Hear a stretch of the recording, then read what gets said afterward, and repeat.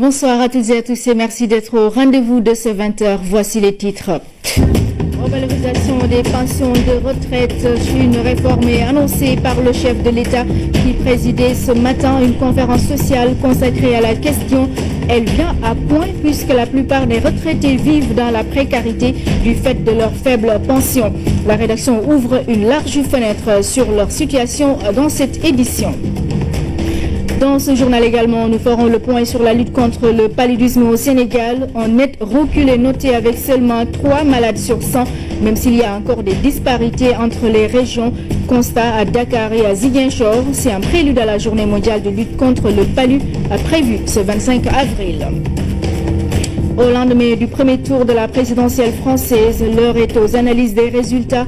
Pour certains, le duel Macron-Le Pen est au second tour et la résultante du discrédit de la classe politique traditionnelle française. Nous vous présenterons également les profils des deux candidats dans cette édition.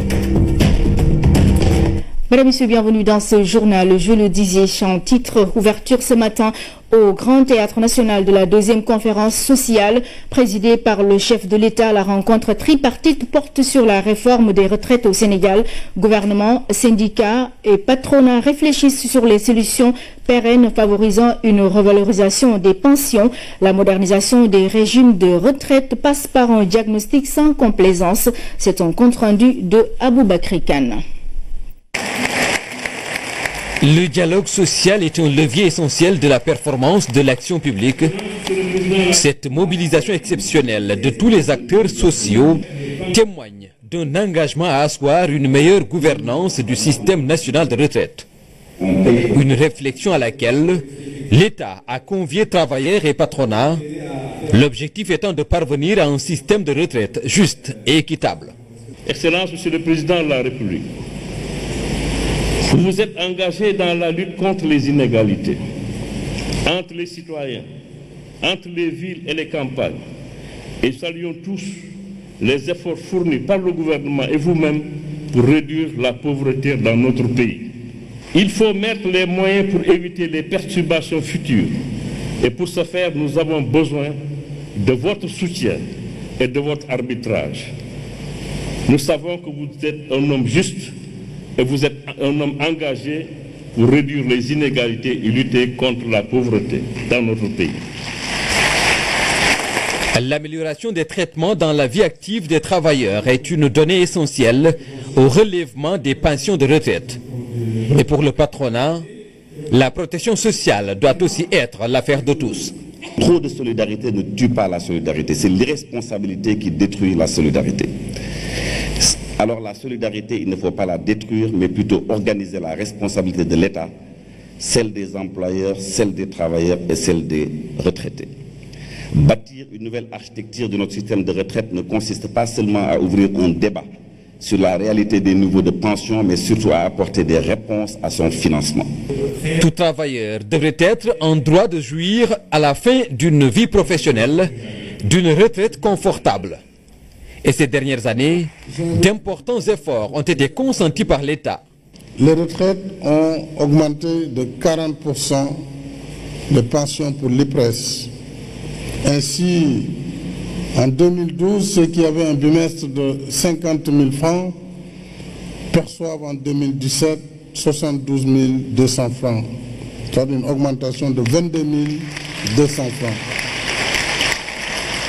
Et ceux qui avaient des bimestres de 100 000 francs, aujourd'hui perçoivent 146 000 francs. Donc c'est 46 000 francs d'augmentation. Ce qui pour l'autorité n'est pas suffisant, et pour vieillir dans la dignité, le président Macky Sall invite les travailleurs à préparer la retraite en temps d'activité. Il faut comprendre que ceux qui gagnent un SMIC ou un salaire inférieur à 100 000, 150 000, que le niveau de cotisation soit faible. Et il faut aussi dire à ceux qui gagnent 1 million de francs, voire 5 millions, qu'ils doivent prendre les dispositions pour augmenter leur niveau de cotisation et demain à la retraite pouvoir mériter d'une retraite confortable. Ndimbal na ca fekk loxol borom. Ça la vérité aussi. Gouvernement, patronat et syndicats doivent travailler ensemble pour bâtir dans le consensus des régimes viables et inclusifs. Des efforts qui ont pour finalité de bénéficier aux différentes générations de retraités. Il nous faut de plus concilier la recherche de la stabilité et de l'équilibre financier à long terme des régimes de retraite avec le relèvement progressif du niveau des pensions afin d'améliorer le pouvoir d'achat et la qualité de vie des retraités. La conférence a aussi été l'occasion pour le chef de l'État de rendre hommage aux retraités après de bons et loyaux services à la nation. Une source d'inspiration pour la jeunesse, un modèle d'engagement pour les jeunes salariés dans le marché du travail et au-delà pour les générations futures. Au cours de cette rencontre, le président Macky Sall est également revenu sur les efforts du gouvernement pour améliorer les conditions de vie des retraités. Pour l'année en cours, le montant des exonérations est évalué à plus de 8 milliards de francs CFA. L'État envisage par ailleurs la réforme du Fonds national de retraite pour assurer la revalorisation des pensions. Nous écoutons le président Macky Sall au micro de Aboubakry Kane. Depuis le 1er janvier 2017, d'exonérer l'IPRES de l'impôt sur les sociétés, de l'impôt sur les revenus, de la contribution des propriétés foncières bâties et non bâties, de la surtaxe sur les terrains non bâtis ou insuffisamment bâtis et de la patente. Ça veut dire, en termes clairs, que pour cette année, ce montant a été évalué à 8 milliards 123 millions. Donc c'est 8 milliards et quelques qui sont donc redonnés à l'IPRES chaque année. Alors ces efforts de l'État ont pour finalité exclusive de bénéficier aux différentes générations de retraités. S'agissant du Fonds national de retraite, le FNR, il est envisagé une réforme dite paramétrique qui aura comme objectifs principaux d'assurer la viabilité financière et de revaloriser les pensions au niveau du FNR. À terme donc, nous sortirons le FNR du Trésor public pour en faire un fonds de pension et travailler vers une convergence pour avoir une seule et même caisse de retraite. Le président Macky Sall tient donc à la création d'une caisse unique de retraite. Il va également instaurer une pension minimale. Ces mesures et la réforme du système de retraite sont bien accueillies par les retraités, les employeurs et les employés. Il prône une retraite décente. Rougui Atouba. La retraite est parfois source d'angoisse. La cause reste la modicité des pensions de retraite.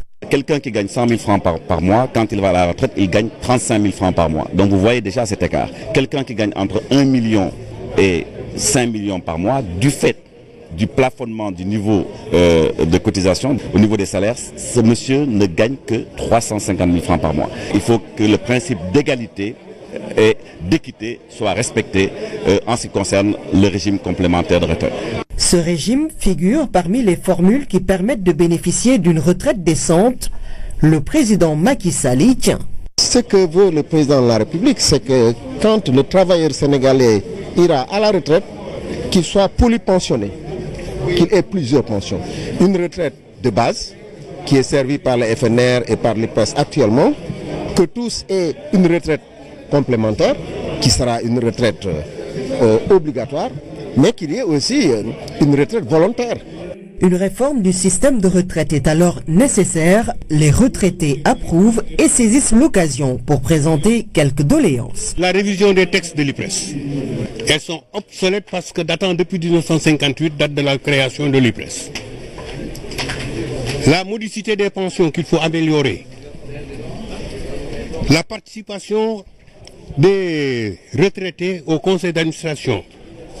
Pas en qualité de membre observateur, mais en qualité de membre à part entière avec voix délibérative. Au terme de la deuxième conférence sociale, une feuille de route et un agenda de mise en œuvre seront élaborés, des documents qui vont conduire à la réforme du système de retraite. Il y a ce bas des retraités, on en trouve un peu partout dans le pays, même dans le monde rural. À Bambey-Serer, par exemple, ils sont nombreux à y vivre. Notre reporter Lamine Touré les a rencontrés. Au menu de leurs échanges, leur situation financière. Ceci en rapport avec la conférence sociale qui s'est ouverte ce matin.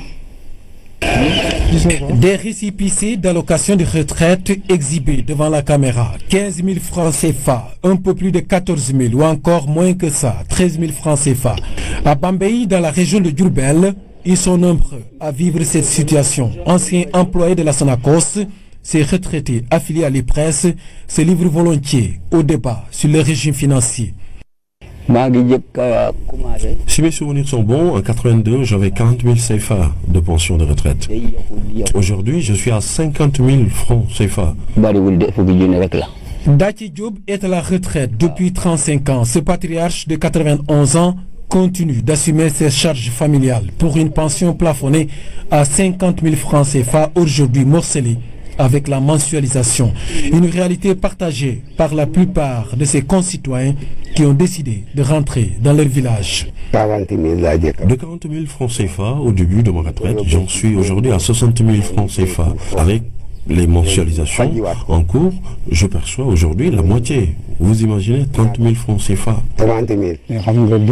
Aller à la retraite et ne pas pouvoir se payer un sac de riz, c'est souvent très dur. C'est en ce sens que nous demandons plus d'appui et d'aide pour mieux nous permettre de faire face aux réalités sociales.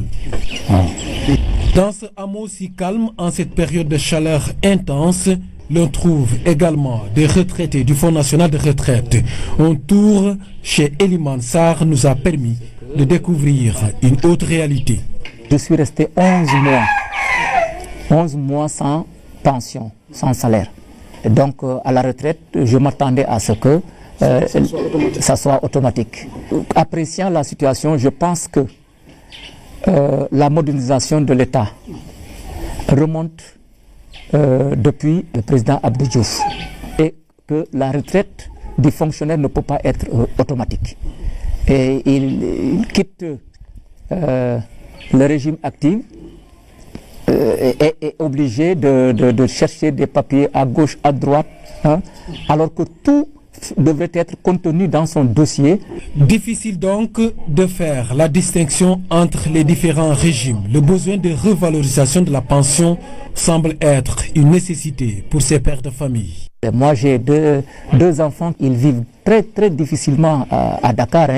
L'un fait lettres modernes, l'autre fait espagnol et aucun des deux n'est titulaire d'une bourse. Alors, donc, vous voyez la vie à Dakar, la prise en charge pour la location, l'alimentation, le matériel didactique, le transport, tout ça là, ne peut être qu'à la charge du père de famille qui est à la retraite. La conférence sociale sur cette problématique est très attendue. Ici, chacun espère voir ses conditions de vie améliorées. Le besoin est là. Il est là, il est entier pour tout le monde. Il s'agit, à l'issue de la conférence sociale, faire du retraité un statut enviable. La retraite, une hantise pour les travailleurs. Leurs pensions sont pour la plupart trop faibles. Le système de cotisation basé sur le calcul de points et le plafonnage plombe la valorisation des allocations de retraite. Les acteurs se prononcent dans ce reportage signé Fatou Sakho. La pension est une allocation viagère reversée aux travailleurs après 10 ou 15 ans de travail. Au Sénégal, on distingue deux régimes. Nous avons justement un régime de base. Et ce régime, tout le monde cotise. Il y a le régime complémentaire qui est réservé justement à ce cadre. La première cotisation, c'est une cotisation dont le taux est de 14% avec des plafonds. Actuellement, le plafond est de 360 000 francs par mois. Et pour le cadre, maintenant, en plus de cette cotisation, il cotise sur la base d'un autre plafond qui est égal à 3 fois celui que je viens d'annoncer. Aujourd'hui, le système PX est à parfaire. C'est l'objet de la conférence. Il faut déplafonner l'assiette de cotisation, aussi bien pour le patronat que pour les travailleurs. Il faut envisager des fonds privés de pension et dans ce cadre de fonds privés de pension, c'est-à-dire l'apport de nouvelles institutions au système qui existe.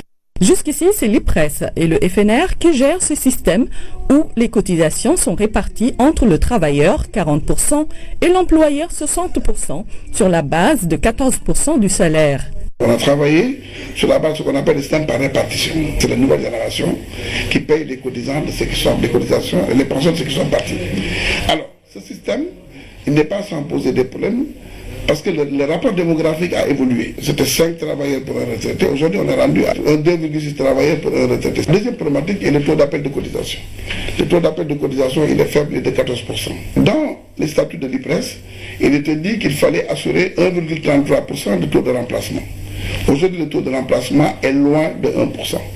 Autant de difficultés qui plombent le système de cotisation des retraites, régi par des textes qui n'ont pas beaucoup évolué. Il a un certain âge, il n'a pas migré vers des améliorations qui devraient intégrer, disons, les dimensions nouvelles du climat économique en tant que tel.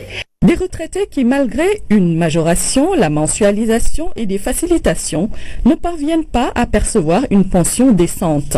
La pension est calculée sur la base de points. Et ces points sont déterminés sur la base d'un plafonnement du salaire. C'est-à-dire, même quand tu gagnes 1 million, le salaire peut être plafonné à 250 000, par exemple. Plus le salaire est élevé, plus on a des points. Et plus la durée de stage est longue, plus également on a des points. Parce que quand quelqu'un qui cotise par exemple sur la base du plafond sur une trentaine d'années ne peut pas avoir une pension, la même pension que la personne qui n'a cotisé que 5 ans ou bien 10 ans. Le problème, c'est comment augmenter ce niveau de pension pour que les gens puissent percevoir quelque chose de... Et à ce niveau, je pense qu'il y a aussi une question assez importante que nous allons poser au gouvernement, c'est qu'il faudrait qu'on aille vers la pension minimale. Aujourd'hui, le minimum vieillesse est de plus en plus évoqué. Mais dans le contexte actuel, pourra-t-il s'appliquer? Quand on parle de pension minimum, on a toujours un problème. Parce que le minimum vieillesse, dans un système contributif, il pose problème. Vous cotisez, on dépose et le convertit en points. Ce qui veut dire que quand vous ne cotisez pas, vous n'avez pas de pension. Donc ce qui pose un problème. Où l'État assume et dit à travers des taxes qu'il instaure, donc il met en place un système où l'État, laissant le système continuer, donc le risque est grand de voir les pensions maintenues à leur niveau actuel. Il ne faut tout de même pas se décourager puisque les voies de recours peuvent être ailleurs. On peut agir sur l'âge, on peut agir sur le point de retraite, on peut agir sur le taux, mais les gens estiment que pour le moment le taux est bon. Mais on peut agir également sur le plafond du salaire, sur la cotisation. Sur la cotisation, bien sûr, parce que dès qu'on agit sur la cotisation, on agit automatiquement sur les droits. Le système par répartition, à mon avis, aujourd'hui, doit être revu. Parce qu'une pension de 10 000 francs est inadmissible. Il faut pousser la réflexion beaucoup plus loin pour prendre en compte toutes les personnes du troisième âge. Avec la conférence qui s'est ouverte ce lundi, des solutions définitives pourront certainement être trouvées pour un système de cotisation favorable à la revalorisation des pensions de retraite au Sénégal. Voilà ce qu'on pouvait dire sur la situation des retraités qui est au menu d'une conférence sociale en vue de réforme. Et puis le deuxième forum international du programme de surveillance de l'environnement pour la sécurité en Afrique s'est ouvert ce matin à Dakar. La rencontre a pour objectif principal d'échanger sur le renforcement des capacités des utilisateurs des données d'observation de la Terre sur le continent en mettant l'accent sur les applications climatiques et environnementales. Compte rendu Adam Silla. Après Nairobi en 2014, Dakar abrite depuis ce matin le deuxième forum international du programme de surveillance de l'environnement pour la sécurité en Afrique. Cette rencontre qui réunit l'ensemble des représentants des pays membres a pour but de peaufiner les stratégies pour mieux atteindre les objectifs assignés. La planification du développement est avant tout comme un outil pour améliorer les conditions socio-économiques de nos communautés. Par conséquent, l'observation de la Terre faisant partie d'un ensemble d'outils que nos régions et États membres utilisent pour assurer un développement durable. Le programme MESA participe dans plusieurs secteurs qui touchent à l'environnement. Il met au point des services opérationnels fondés sur les données d'observation de la Terre. Pour atteindre notre destinée, d'une Afrique prospère, pacifique et intégrée d'ici 2063. Nous avons besoin d'efforts et de détermination concertée. MESA sera actif jusqu'en 2018. Il répond aux besoins d'amélioration de la gestion des ressources naturelles et de la sécurité environnementale, couvrant la totalité des pays d'Afrique subsaharienne. Concrètement, MESA ajoute de la valeur à plusieurs domaines d'intervention. La surveillance des sols et des conditions en eau pour l'agriculture, le suivi de la dégradation forestière et de la désertification. Le programme de surveillance de l'environnement pour la sécurité en Afrique répond parfaitement aux objectifs du plan Sénégal émergent. L'adhésion du Sénégal à de telles initiatives se justifie d'abord par le fait que les domaines ciblés constituent une priorité nationale, mais aussi et surtout parce qu'elles s'inscrivent parfaitement dans les objectifs du plan Sénégal émergent, notamment à travers son premier axe portant sur une transformation structurelle de l'économie à travers la consolidation des moteurs actuels de la croissance et le développement de nouveaux secteurs créateurs de richesses. Le deuxième forum international du programme de surveillance de l'environnement pour la sécurité en Afrique va mettre l'accent sur les résultats obtenus, mais aussi dégager les perspectives. Après les ministères sectoriels et la société civile, c'est au tour des acteurs régionaux de la planification budgétaire d'être formés par le ministère de l'économie et des finances. La formation est axée sur le budget social et les finances publiques. C'est en partenariat avec l'UNICEF. Compte rendu Amadou Aramtiam. Ils sont 45 responsables des agences régionales de développement, de la planification et de la démographie à l'école du budget social. Dans un contexte de mise en œuvre du plan Sénégal émergent, un bon suivi du financement public est devenu plus que nécessaire. Le plan Sénégal émergent est en train d'être déroulé et on a aussi l'impression que c'est des infrastructures, des énergies qu'il faut produire, des routes, des autoroutes, des trains express régionaux. Mais au-delà de tout ça, je pense qu'il y a la question sociale, le visage humain qui est là.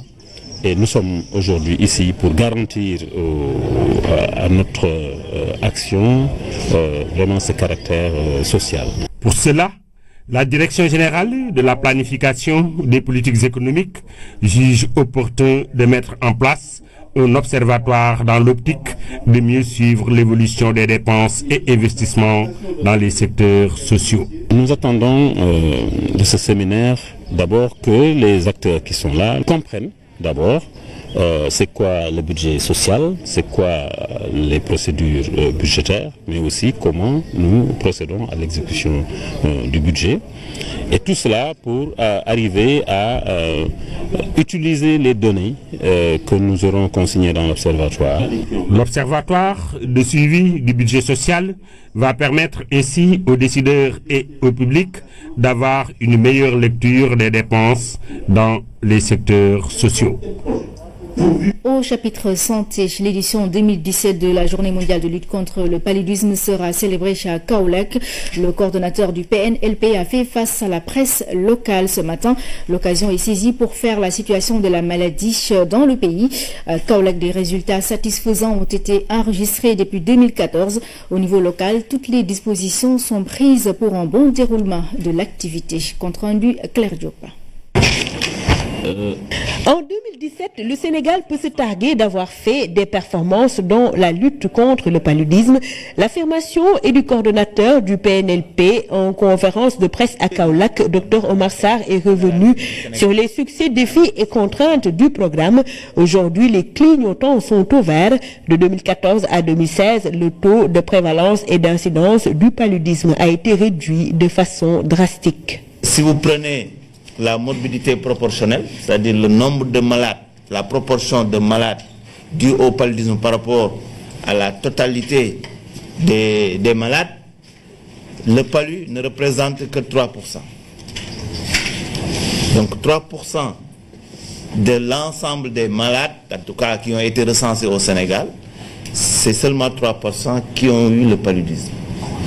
Et il y a de cela quelques années, nous étions allés jusqu'à 50%. Donc vous appréciez un peu les efforts qui ont été faits. Cette année, la journée mondiale de la lutte contre le paludisme sera célébrée à Kaolack. Un choix pas fortuit vu les résultats de la région. Le nombre de cas total qui sont confirmés, 27 737 pour 2014. Et en 2016, nous sommes à 14 107 pour vous dire comment l'évolution a été notable. Pour les enfants de moins de 5 ans, de 3 680 cas, on est passé à 1120 cas dans la région de Kaolack. Et dans la région, il y a des spécificités.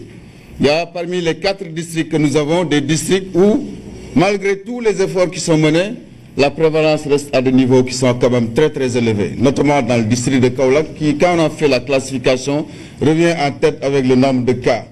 La synergie des actions est prônée pour mener à bien le combat. L'appel est lancé. C'est un appel à toute la population à venir massivement assister à cette journée, parce que ce sera l'occasion également pour nous de faire de la sensibilisation, de distribuer également des moustiquaires. Donc c'est important, lancer un appel aux autorités locales, aux élus, le conseil départemental, à la mairie de Kaolack, lancer un appel également aux associations de femmes qui sont dans la région, qui sont très dynamiques, qui sont regroupées autour du cadre des femmes pour l'émergence de Kaolack. À travers des chiffres, l'utilisation des moustiquaires imprégnés a fait ses preuves. Le pays veut éradiquer cette pathologie d'ici à 2020. Et pour cette édition 2017 de la Journée mondiale de la lutte contre le paludisme, le thème est « En finir pour de bon avec le paludisme ». Nous avons senti une mobilisation. C'est la journée mondiale de lutte contre le paludisme. Toujours, on fait le point à Ziguinchor. La maladie est en net recul dans la région, même si la localité est toujours dans la liste rouge. Les autorités de la région du Sud ont adopté des stratégies pour arriver à bout de la maladie. Les autorités sanitaires appellent les populations à continuer le combat. Nous retrouvons ce reportage de Bachir Bar. À Ziguinchor, en 2016, 5000 cas de paludisme ont été signalés et pour le premier trimestre 2017, 217 cas sont notés. La maladie est en recul dans la zone, même si selon la carte sanitaire nationale, la région est dans la zone rouge. Ziguinchor, dans cette bande rouge aussi, présente des spécificités parce que depuis environ 4 à 5 ans, nous voyons nos incidences quand même chuter progressivement. Avant, on parlait de 40% quand on n'utilisait pas les TDR, mais présentement, on est autour de 1%.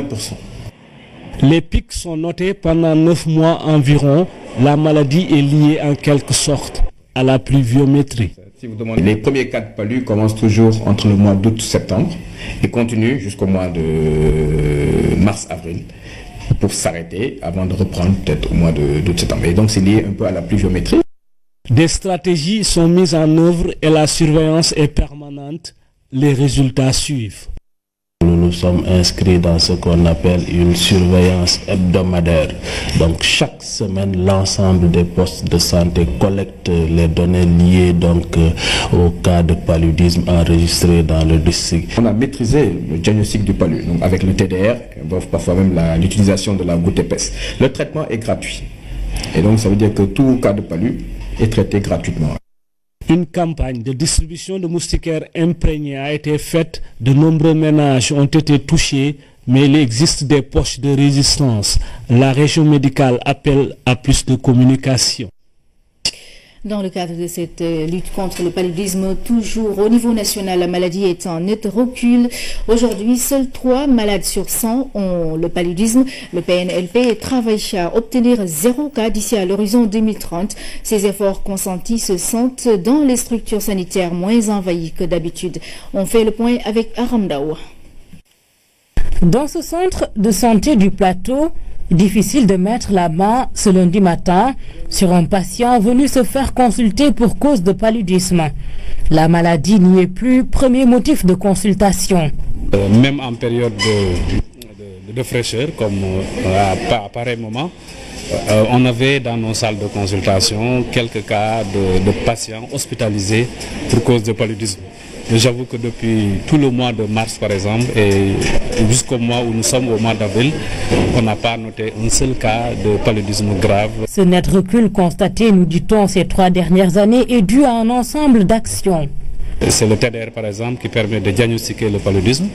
Et ce TDR-là est gratuit, mais également les médicaments pour la prise en charge du palu sont également gratuits.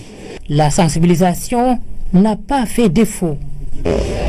Conseil. Et on accompagne la femme en état de grossesse, on donne gratuitement les moustiquaires imprégnés. En plus de ça, durant la grossesse, du début de la grossesse, enfin on commence à partir de 16 semaines, ou dès que son enfant commence à bouger, on l'accompagne avec les comprimés, ce qu'on appelle la sulfadoxine primétamine, on l'accompagne avec ça. Il y a même des relais que nous avons reçus ces derniers temps. Ils nous ont sensibilisés sur les moustiquaires à mettre, les eaux stagnantes à éviter et l'urgence de se consulter en cas de fièvre. Même son de cloche au SAMU municipal, la régression de la prévalence du paludisme met tout le monde d'accord. Ils font beaucoup d'efforts, déjà pour la distribution des moustiquaires imprégnés. Et aussi les enfants dans les hôpitaux, ils ne payent plus. Donc déjà, c'est un plus. Depuis que nous utilisons les moustiquaires, nos enfants ne souffrent plus du paludisme comme avant. Ça a vraiment régressé. Les médecins s'en félicitent et appellent à redoubler de vigilance. Nous avons la chance dans notre pays que la distribution se fasse de manière gratuite et que chaque famille a droit à une moustiquaire imprégnée à longue durée d'action. Donc le conseil qu'on peut donner, c'est de se rapprocher des structures sanitaires et de faire tout pour se procurer une moustiquaire imprégnée à longue durée d'action. Aujourd'hui, 99% des ménages sont dotés de moustiquaires, informe le PNLP. Sur 100 malades, seuls les 3 ont également le paludisme, mais le programme veut arriver à éliminer la maladie d'ici à 2030.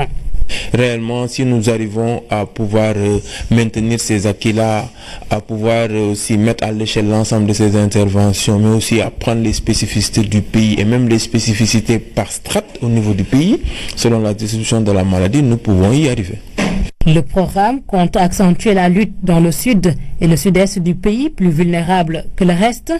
Pour les moustiques notés ces derniers temps à Dakar, les médecins rassurent, ils ne donnent pas le paludisme. Ce sont des culex et non des anophèles.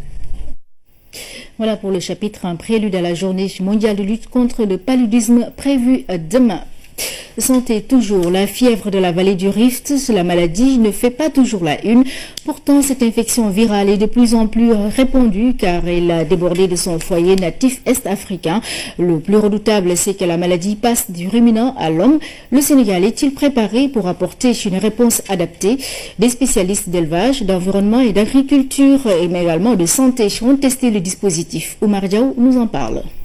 C'est une vaccination. La vallée du Rift est bien loin de l'Afrique de l'Ouest, mais la fièvre associée à cette partie orientale de l'Afrique constitue aujourd'hui une menace pour le bétail, pour les petits ruminants et les grands notamment. Une maladie virale qui est donc une maladie d'abord animale, qui est une maladie animale transmise par des moustiques. La fièvre de la vallée du Rift est transmissible à l'homme et sa surveillance est nécessaire. Des représentants de l'environnement, de l'élevage et de la santé se sont réunis pour un exercice de simulation. Cet exercice nous a permis de voir quels sont les gaps et quels sont les axes à améliorer dans le cadre de la coordination si toutefois il arriverait au Sénégal une maladie comme ça qui touche l'animal et qui peut toucher l'homme. L'impact sanitaire humain et animal est réel, tout comme d'ailleurs les conséquences économiques. Rien que pour l'épidémie de 2013, relativement concentrée, les pertes se chiffraient en milliards. Juste au niveau de la région périphérique de Dakar et au niveau de la région de Thiès, les pertes engendrées étaient supérieures à 3 milliards. L'exercice consistait à tester les capacités de riposte du Sénégal face à une zoonose signalée dans la sous-région. Le Centre des opérations d'urgence sanitaire a saisi l'ISRA. Les questions de la santé ne vont pas uniquement être gérées par le secteur de la santé. S'il y a des cas confirmés de certaines zoonoses, c'est-à-dire ces maladies des animaux qui peuvent atteindre l'homme, que le secteur de la santé soit tout de suite averti. La simulation a permis d'évaluer les différents éléments relatifs à une réponse efficace. Une évaluation donc de tout ce qui est disponible en matière de surveillance, en matière de vaccination, vaccination et en matière de ressources humaines capables donc de réagir. On a également évalué nos besoins en logistique. Ce qu'il faudrait, c'est surtout améliorer notre capacité de détection rapide, qu'on n'attend pas qu'il y ait plusieurs pas pour pouvoir réagir. La coordination et l'échange d'informations entre les différents services techniques des ministères impliqués sont indispensables à la surveillance épidémiologique. L'exercice a une fois de plus montré le lien étroit entre la santé humaine et celle animale. Rideau sur la 12e université du notariat d'Afrique. Pendant 4 jours à Dakar, les acteurs ont échangé sur les techniques d'acquisition immobilière, le notariat dans la vie de l'entreprise et la gestion d'une étude de notaire. Compte rendu à Damsila. Dakar a été pendant 4 jours la capitale du notariat d'Afrique. Dans cette 12e université, les acteurs ont réfléchi et échangé sur les différents sujets qui portent sur le secteur. La conjoncture actuelle demande aux notaires, utilisant le principe de liberté contractuelle, d'imaginer des montages juridiques dans le but à la fois d'une optimisation textuelle et d'une optimisation fiscale. Dans cette rencontre, les notaires ont proposé des orientations pour mieux répondre aux questions de l'heure. Ceci était pour nous un signal. Ceci était pour nous une réponse d'un engouement des jeunes notaires et des notaires pour participer, pour parfaire, pour améliorer, pour approfondir leurs connaissances en matière notariale. La gestion d'une étude d'un notaire, les techniques d'acquisition immobilière et le notaire dans la vie de l'entreprise sont les différents thèmes discutés dans cette 12e université du notariat d'Afrique. Des sujets jugés très pertinents. Je me réjouis des résultats combien éloquents auxquels vous êtes parvenus à la fin de vos travaux. Ce jour, je ne pouvais d'ailleurs pas douter au regard de la qualité des participants. Aussi suis-je convaincu que vous êtes désormais mieux outillés, chers participants, non seulement par rapport à la connaissance des ficelles de votre métier, mais aussi et surtout à assumer pleinement les rôles et responsabilités assignés à votre noble et exaltante profession. Au terme de la rencontre, les participants se sont donné rendez-vous à la 13e université du notariat d'Afrique qui va se tenir au mois d'avril 2018 au Madagascar. Conakry, la capitale mondiale du livre de l'année 2017. Les activités ont démarré dans la capitale guinéenne. Invité d'honneur, le Sénégal est représenté par une forte délégation dirigée par le ministre de la Culture et de la Communication. Envoyés spéciaux à Conakry, Khadija et Pabouna Chao. Les affiches sont partout dans la ville. Pour la première fois de son histoire, Conakry accueille le monde des écrits et du livre. Avec en première page le Sénégal, invité d'honneur de la manifestation. Venu procéder au lancement officiel des activités, le président Alpha Condé a insisté sur la nécessité de promouvoir la lecture et les livres. Nous devons faire en sorte que la tradition orale soit transcrite dans les livres afin que notre peuple renaisse avec son histoire. Ensemble, faisons confiance au secteur du livre en restructurant et en viabilisant la chaîne de cet instrument efficace, la l'édition d'une humanité meilleure. Pour sa part, le gouvernement guinéen, sous mon impulsion, ne fait nullement mystère de son ambition de réinstaller désormais la République de Guinée dans les loges d'honneur de la culture africaine. À la tête de la délégation sénégalaise, le ministre de la Culture et de la Communication, Mbagnick Ndiaye. Il s'est félicité du choix porté sur le Sénégal comme invité d'honneur, non sans rappeler l'engagement pris par notre pays pour faire en sorte que Conakry, capitale mondiale du livre, ne soit pas seulement un slogan, mais une réussite totale. Le chef de l'État, le président Macky Sall, est attentif à tout ce qui se fait, à tout ce qui se déroule autour du livre. C'est pourquoi lui-même il a pris la décision de faire passer le fonds de l'édition de 240 millions à 270 millions à 540 millions. C'est un message d'encouragement, un message de reconnaissance. Et pour mieux conforter cela, le chef de l'État nous a instruit de réaliser ici à Conakry, dans une de ses communes, un coin de livres qui va permettre aux jeunes de Conakry d'avoir accès à la lecture, mais également